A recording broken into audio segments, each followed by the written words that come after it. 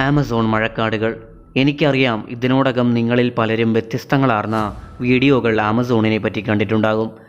ആമസോണിനെ പറ്റി ഞാൻ നിങ്ങളോട് ഒന്ന് ചോദിച്ചാൽ നിങ്ങളുടെ മനസ്സിലേക്ക് ആദ്യം ഓടിയെത്തുന്നത് എന്താണ്?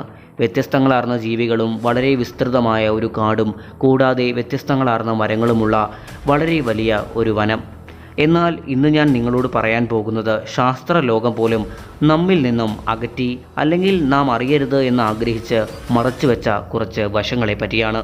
വീഡിയോ പൂർണ്ണമായും കാണുവാൻ ശ്രമിക്കുക. 1925 ബ്രിട്ടീഷ് എക്സ്പ്ലോററായ പെർസി ഫോസിറ്റ് ഒരു യാത്ര നടത്തുകയുണ്ടായി ആമസോണിലേക്ക്.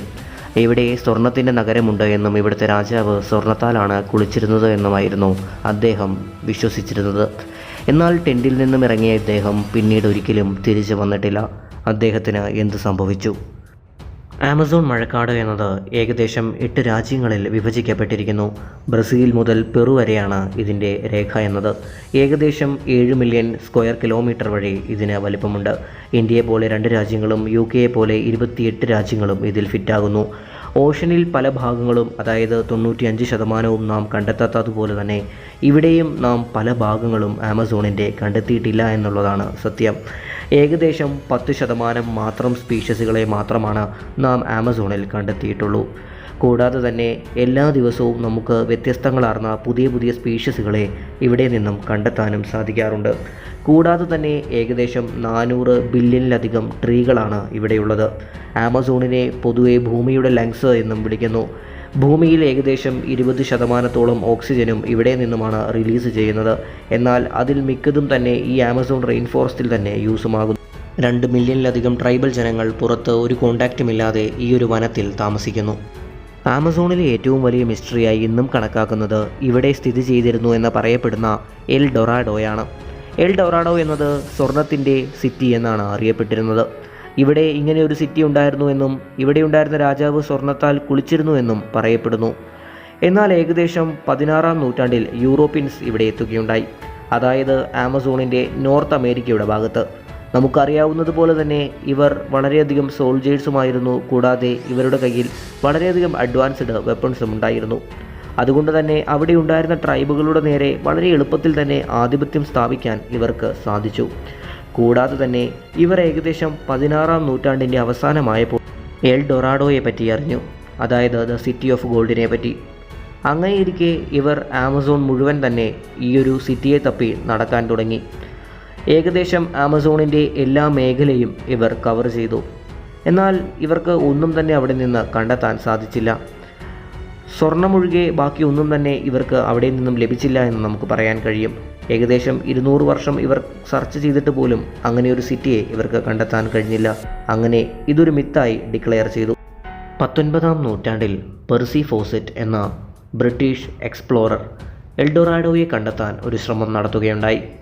അദ്ദേഹം പ്രധാനമായും 8 സൈറ്റുകളെയാണ് കോൺസെൻട്രേറ്റ് ചെയ്തത്.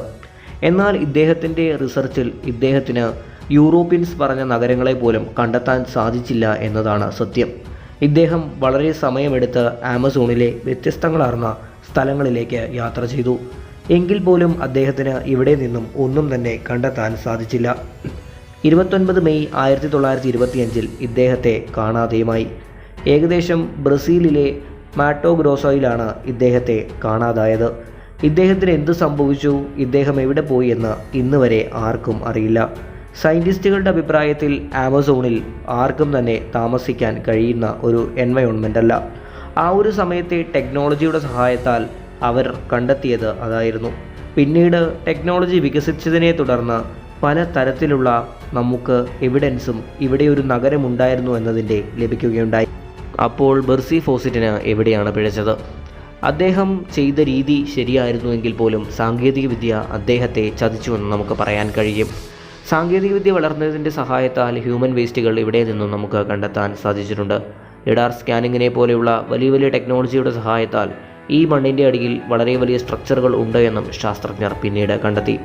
അങ്ങനെ ഇതിൻ്റെ അടിയിൽ ഒരു നാൾ മനുഷ്യർ താമസിച്ചിരുന്നു, അല്ലെങ്കിൽ ഇവിടെ അവർ എന്തെങ്കിലും രീതിയിലുള്ള ഒരു സ്ട്രക്ചർ നിർമ്മിച്ചിരുന്നു എന്ന് നമുക്ക് മനസ്സിലായി. ഏകദേശം 15 കിലോമീറ്റർ വലിപ്പത്തിൽ ഏകദേശം 2500 വർഷങ്ങൾക്ക് മുൻപ് ഇവിടെ ഉണ്ടായിരുന്ന സ്ട്രക്ചറുകളും കണ്ടെത്താൻ കഴിഞ്ഞു. എന്നാൽ എൽ ഡൊറാഡോ അല്ലെങ്കിൽ സിറ്റി ഓഫ് ഗോൾഡിനെ ഇന്നേ വരെ ആർക്കും കണ്ടെത്താൻ കഴിഞ്ഞിട്ടില്ല. പുറം ലോകമായോ മനുഷ്യരുമായോ യാതൊരു വിധത്തിലുമുള്ള ബന്ധമില്ലാത്ത പല ട്രൈബുകളും ഇന്നും ആമസോണിൽ നിലവിലുണ്ട്. ഇവരെങ്ങനെയാണ് അവിടെ എത്തിയത്, അവരെങ്ങനെയാണ് ഇവിടെ ജീവിക്കുന്നത് എന്ന് ആന്ത്രോപോളജിസ്റ്റുകൾക്ക് പോലും ഇന്ന് വരെ അറിഞ്ഞുകൂടാ. അങ്ങനെയൊരു ട്രൈബാണ് പെരിക്പുറ എന്ന ഈ ഒരു ട്രൈബ്. ഇവരെപ്പറ്റി ഏകദേശം 1998 നമുക്ക് മനസ്സിലായത്.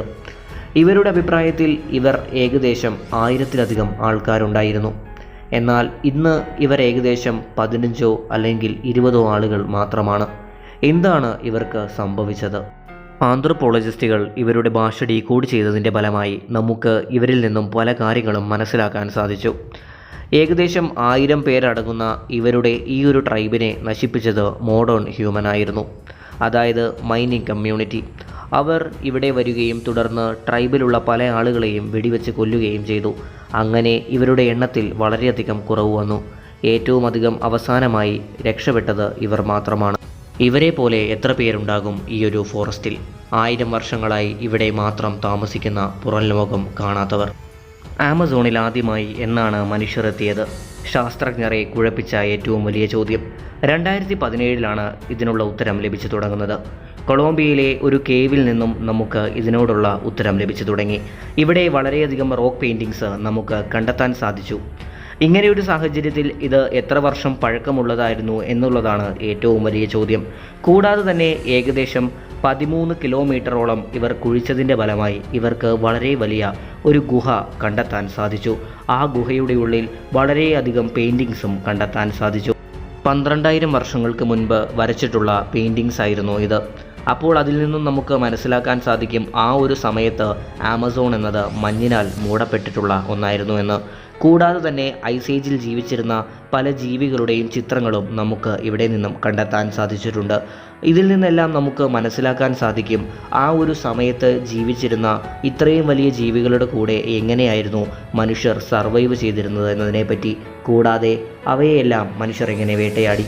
2019 ബ്രസീലിൽ നിന്നും ആമസോണിൻ്റെ തൊട്ടടുത്തായി നമുക്ക് ഒരു വെയിലിനെ കണ്ടെത്താൻ സാധിച്ചു.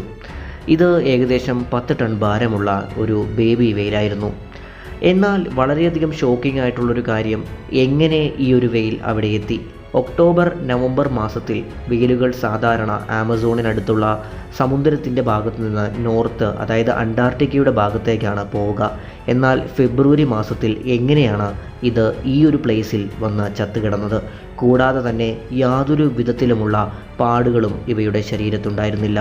4 ദിവസം മുമ്പ് മാത്രമായിരുന്നു ഇവ ചത്തത്. എങ്ങനെയാണ് ഇവ കരയിൽ വന്ന് ഇങ്ങനെ കിടക്കുന്നത്? അന്നു മുതൽ ഇന്ന് വരെ ഉത്തരം കിട്ടാത്ത ഏറ്റവും വലിയ ഒരു ചോദ്യമായി ഇന്നും ഇത് അവശേഷിക്കുന്നു. ഇതിനെപ്പറ്റി നിങ്ങളുടെ അഭിപ്രായം എന്താണ്? കമൻറ്റ് ചെയ്ത് പറയാൻ മറക്കരുത്.